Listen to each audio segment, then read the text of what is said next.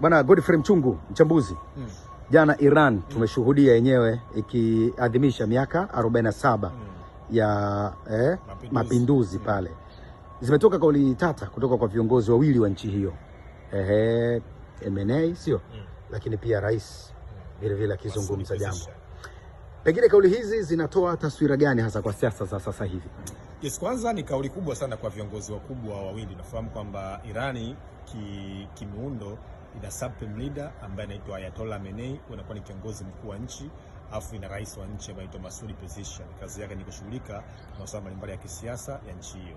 Jana wamezungumza kuweza kusherehekea au kukumbuka miaka 47 ya taifa hilo tangu mwaka 1979 ambao pale walifanyikisha mapinduzi ambayo yaliongozwa na Ayatollah Ruhollah Khomeini. Hii maana yake ni kwamba sasa wameenda kuwaomba msamaha wananchi wa Irani kwa kile ambacho kilichotokea katika wiki 3 zilizopita na kuweza kupelekea mauaji ya wananchi wa Irani.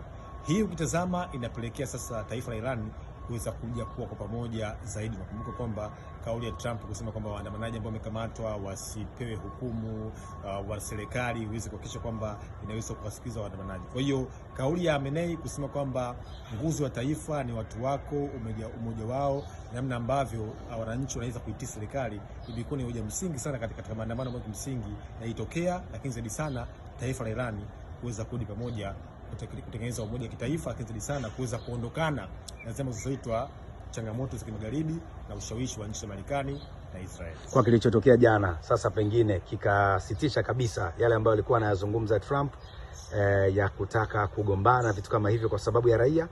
Yes, kwa kwanza Trump sasa hivi hana hoja. Ukitazama ni kwamba hoja ambazo alikuwa anazitaka ndani ya Iran tayari maandamano sasa hivi yameshadhibitiwa na taifa lipo pamoja, lakini zaidi sana tayari ndani ya Iran wamekuwa kimuunga mkono kiongozi wao mkuu anaitwa Ayatollah Khamenei.